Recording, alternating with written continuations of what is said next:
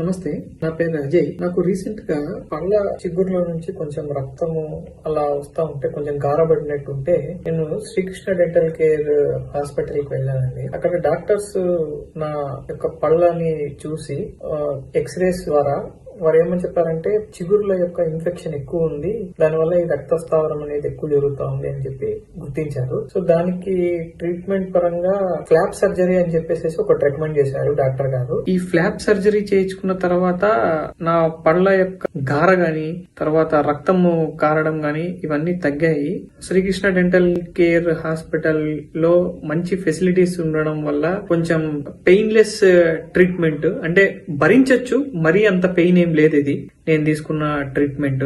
So ఇక్కడ ఉన్న facilities, ఇక్కడ ఉన్న డాక్టర్స్ బాగా ట్రీట్ చేశారండి.